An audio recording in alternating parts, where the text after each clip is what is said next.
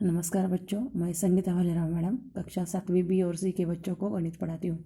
देखो बच्चों, पिछले वीडियो में हम लोगों ने प्रश्न संग्रह 40 इसका शाब्दिक उदाहरण हल कर रहे थे, जिसमें हम लोगों ने साधारण ब्याज और मिश्र धन ज्ञात किया था। उसमें प्रश्न पहला और तीसरा मैंने आपको हल करके दिखाया था और दूसरा प्रश्न मैंने आपको होमवर्क में दिया था। अभी इस वीडियो में हम लोग प्रश्न क्रमांक 4 जो है वो देखने वाले हैं। देखो प्रश्न क्रमांक 4 किस तरह से हल करना है। तो इसके लिए सबसे पहले हम लोग प्रश्न पढ़ेंगे। प्रश्न है, किसी ब्याज की दर से 5,000 रुपये मूलधन का 4 वर्ष का ब्याज रुपये 1,200 रुपये होता है, तो उसी दर से उसी अवधि में रुपये 15,000 रुपये मूलधन का ब्याज कितना होगा। देखो गणित फिर से एक बार पढ़ती हूँ। किसी ब्याज की दर से 5,000 रुपये मूलधन का 4 वर्ष का ब्याज रुपये 1,200 रुपये होता है, तो उसी दर से उसी अवधि में रुपये 15,000 रुपये मूलधन का ब्याज कितना होगा। देखो, अगर आप लोगों ने ये गणित अच्छी तरह से पढ़ा होगा तो आपको यह समझ में आएगा कि इस गणित में देखो यहाँ पर मूलधन दिया है 5,000 और समय दिया है 4 वर्ष और ब्याज दिया है 1,200 रुपये, और लेकिन इसमें हमें ब्याज का दर दिया नहीं है। इसका मतलब इस यहाँ पर हमें ब्याज का दर ज्ञात करना है। तो देखो ये गणित जो है वो हमें 2 स्टेप में हमें हल करना है। तो किस तरह से हल करना है, तो पहले इसमें हम लोगों को पहले ब्याज का दर ज्ञात करना है और उसके बाद उसी ब्याज की दर से ये जो 15,000 रुपये मूलधन है उस पर जो ब्याज आता है वो हमें ज्ञात करना है। तो ये गणित किस तरह से हल करना है वो हम लोग अभी देखने वाले हैं। तो देखो यहाँ पर सबसे पहला जो भाग है इस गणित का, तो वो है मूलधन दिया है 5,000 रुपये, ब्याज का दर दिया नहीं है इसलिए वो x माना है, समय दिया है 4 साल और ब्याज दिया है उसका 1,200 रुपये। उसी सूत्र का उपयोग करेंगे। साधारण ब्याज बराबर म गुना द गुना क बटे 100। अभी यहाँ पर देखो साधारण ब्याज दिया है 1,200 रुपये, उसके बाद मूलधन दिया है 5,000 गुना ब्याज का दर दिया नहीं इसलिए वो x माना है, इसलिए x गुना 4 है समय बटे 100। अभी यहाँ पर 1,200 रुपये बराबर 5,000 गुना x गुना 4 बटे 100। तो देखो यहाँ पर 2 शून्य है, यहाँ पर 2 शून्य है, दोनों कैंसिल हो गए। तो यहाँ पर आ गए 50 गुना x गुना 4। तो देखो यहाँ पर 50 गुना 4 किया तो 50 चौक 200 आते हैं, इसलिए 200 गुना x। तो देखो यहाँ पर 200 गुना x बराबर 1,200 रुपये।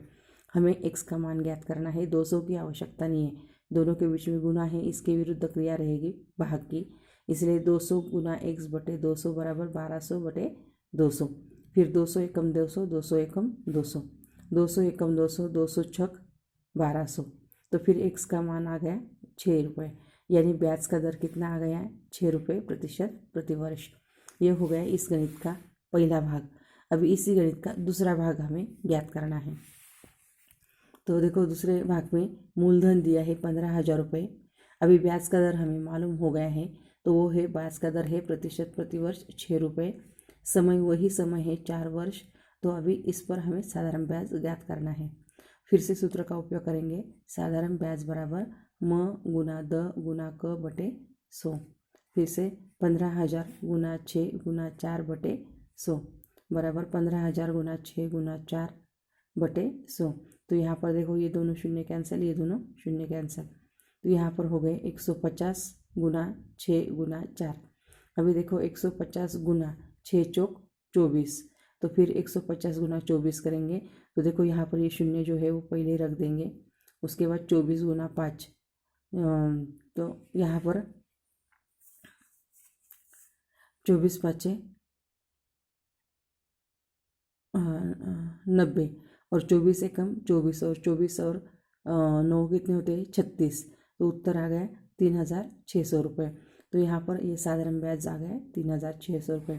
तो इस प्रकार ये जो गणित है, तो ये गणित हमें दो भागों में हम लोगों ने ये गणित हल किया है। पहले भाग में ब्याज का दर ज्ञात किया और उसी ब्याज की दर से हम लोगों ने मूलधन जो दिया था उसके ऊपर का साधारण ब्याज ज्ञात किया। तो इस प्रकार ये जो गणित है मैंने आपको प्रश्न चौथा हल करके दिखाया है। अभी जो प्रश्न 5वां है कि पंकज ने 10 रुपये प्रतिशत प्रति वर्ष ब्याज की दर से 2 वर्षों के लिए 1,50,000 रुपये बैंक में जमा किया, तो समय समाप्ति के पश्चात उनको कुल कितनी रकम वापस मिलेगी। तो देखो यहाँ पर ये गणित जो है इसमें भी साधारण ब्याज का जो सूत्र है उसका उपयोग करके हमें पहले साधारण ब्याज ज्ञात करना है और उसके बाद मिश्र धन ज्ञात करना है। तो मिश्र धन का जो सूत्र है मूलधन जोड़ साधारण ब्याज। तो फिर इस तरह से हम लोग ये गणित हल कर सकते हैं। बहुत ही आसान है, तो आप लोगों को कोशिश करनी है और जो गणित मैंने आपको हल करके दिखाए है वो भी आप लोगों को वीडियो देखकर अपनी कॉपी में लिख लेने के हैं। और जो गणित मैंने आपको इस प्रश्न संग्रह 40 में 2 गणित मैंने आपको करने के लिए दिए हैं। देखो ये जो 5वां गणित है इसमें भी 1,50,000 रुपये मूलधन है, उसके बाद 2 वर्ष है और ब्याज का दर है 10 रुपये। तो इनके आधार पर सूत्र का उपयोग करके पहले साधारण ब्याज ज्ञात करो और उसके बाद मिश्र धन का सूत्र जो है मूलधन जोड़ साधारण ब्याज। तो वो मिश्र धन और मूलधन और उसमें जो ब्याज को जोड़ना है, उनका योगफल करना है और जो रहेगा वो रहेगा मिश्र धन। तो इस तरह से हमें ये ज्ञात करना है।